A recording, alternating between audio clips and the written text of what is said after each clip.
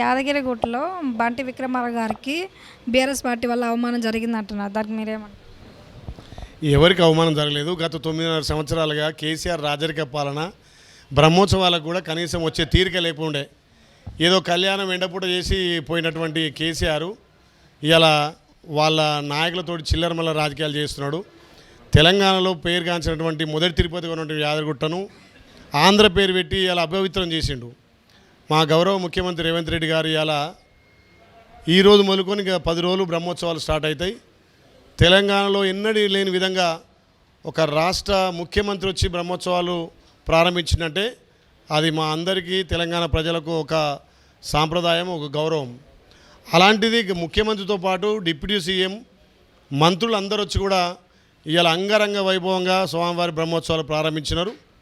లోపల గర్భగుడిలో అందరూ కూర్చొని పూజలు చేసి పంతులతో ఆశ్వాసం తీసుకున్నాక బయట వచ్చి కూర్చునే క్రమంలో డిప్యూటీ సీఎం గారు కానీ ఎండోమెంట్ మంత్రి అక్క కొండ సురేఖ కొంచెం లేట్ రావడంతో అక్కడ కుర్చీలు చిన్నగా ఉన్నాయి. ఎవరో అగౌరవపరచాలనో ఎవరో కాదు. లోపల స్వామివారి ఆశ్రమం తీసుకునేటప్పుడు అందరూ సమానంగా కూర్చున్నారు. ఇక్కడ వచ్చేసరికి కుర్చీలు లేకపోవడంతో కుర్చీల మీద కూర్చోదు తప్ప కింద ఎక్కడ కూర్చోలే. దాన్ని భూతత్వంలో పెట్టి అగౌరవపరచడం చెప్పి మా మధ్యలో మమ్మల్ని ఏదో డిస్టర్బ్ చేయడం వల్ల వాళ్ళకు వచ్చే ఆనందం ఏందో కానీ టీఆర్ఎస్ వాళ్ళు ఇంకా 20 ఏళ్ళు మీరు అధికారం కోల్పోతారు. ఇలాంటి చిల్లర మల్ల రాజకీయాలు బంద్ చేసుకోవాలి.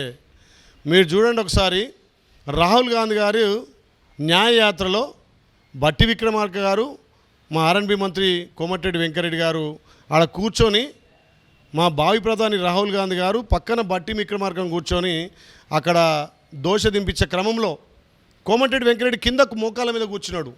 మరి అది మీకు కనిపించట్లేదా? ఇలా ఆలయంలో పూజ జరిగే సమయంలో హడావిడికి వచ్చి కూర్చుంటే పెద్ద కుర్చీ చిన్న కుర్చీ ఉంది అంటే సైజు తక్కువ ఉండడం వల్ల అలా కనిపించింది తప్ప మా డిప్యూటీ సీఎం గారితో ప్రజ్వలన చేయించినాం, వారితోటే అన్ని చేయించినాం. మేము ఎవరికి మా గౌరవం ఇవ్వాలో అందరికీ గౌరవాలు ఇచ్చినాం.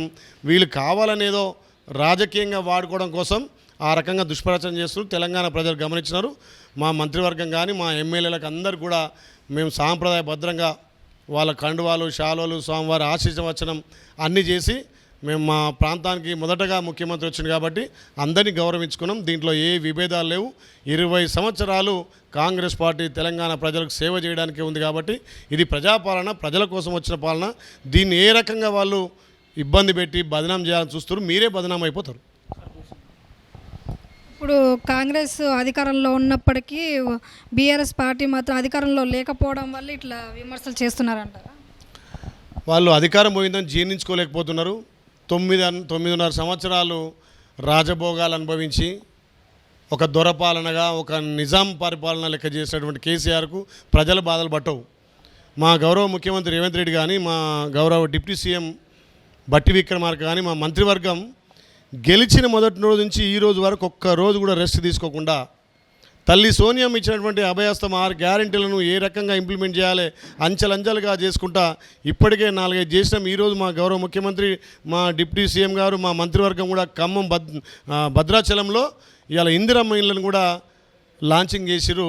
ఇవన్నీ చూసి ఓర్వలేక ఏ రకంగా ప్రభుత్వాన్ని బదనాం చేయాలనే ఉద్దేశంతో వాళ్ళ అక్కస్తోటే చేస్తారు. కాబట్టి మీరు ఎంత చేస్తే మీరు రాలేద్దామనుకుంటారు అవి మాకు పూలు అవుతున్నాయి. తెలంగాణ ప్రజలు గమనించినారు. ఇవాళ మా ముఖ్యమంత్రి కానీ మా మంత్రివర్గం పేదల సంక్షేమం కోసం పేద ప్రజల కోసం అట్టహాసాలు లేకుండా దుబారా లేకుండా ప్రజాధనం ఖర్చు లేకుండా ప్రతి పైసా పేదోడికి అందే విధంగా మేము ఇచ్చిన గ్యారంటీలతో పాటు గతంలో ఉన్న సంక్షేమాలను కూడా అమలు పరుచుకుంటూ పోతున్నాం. ఇవన్నీ ఆదరణ చూసి కేసీఆర్ కింద ఉన్నటువంటి వాళ్ళ ఆ చోటా లీడర్లకు పట్టడం లేదు కాబట్టి ఏది సొంపుతలేదు కాబట్టి ఈ రకంగా దుష్ప్రచారం చేస్తున్నారు. తెలంగాణ ప్రజలు గమనిస్తున్నారు. రేపు పార్లమెంట్ ఎలక్షన్లలో బీఆర్ఎస్ పార్టీకి ఒక్క సీటు కూడా రాదు. కనీసం డిపాజిట్ అని దక్కించుకోరు. మీరు మీ పార్టీ భూస్థాపితం అవుతుంది. తెలంగాణలో 15 నుంచి 14-15 సీట్లు కాంగ్రెస్ పార్టీకి రాబోతున్నాయి. కాంగ్రెస్ ప్రభుత్వం ప్రవేశపెట్టిన 6 పథకాల గురించి బీఆర్ఎస్ ప్రభుత్వం ఏదైతే ఉందో విమర్శిస్తూ వస్తున్నారు. ఎందుకు వాళ్ళకే అవకాశం దొరకే విమర్శిస్తుందంటారా? వాళ్ళకున్న పనే ఉందమ్మా, మాకేమో సంక్షేమం, వాళ్ళకేమో విమర్శలు.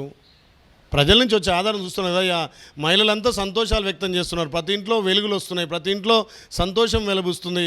ప్రతి మహిళకు 500కే గ్యాస్ వచ్చాయి. ప్రతి మహిళ ఉచితంగా ఆర్టీసీ ప్రయాణం కాబట్టే, ప్రతి మహిళకు ఇంట్లో కరెంటు 200 యూనిట్లు ఫ్రీ కాబట్టే, ఇవన్నీ తట్టుకోలేక మళ్ళీ ఇలా మా అక్క చెల్లెల మహిళల పేరు మీదనే మా ముఖ్యమంత్రి ఇల్లు ఇస్తానన్నమాట. ఇన్ని చేస్తుంటే మహిళలంతా ఇవాళ కాంగ్రెస్ వైపు మొగ్గిర్రు, మాకు ఎక్కడ దిక్కు దివాన్ లేదని చెప్పి అక్కస్తోటే టీఆర్ఎస్ చిల్లర మధ్య రాజకీయాలు చేస్తారు. కాబట్టి అది తెలంగాణలో మా అక్క జిల్లాల మహిళలు గమనిస్తున్నారు. రాబోయే రోజుల్లో టీఆర్ఎస్ పార్టీని బొంద పెడతారు. కాంగ్రెస్ పార్టీ ఎంపీ స్థానాల్లో భారీ మెజార్టీ సాధించబోతుంది.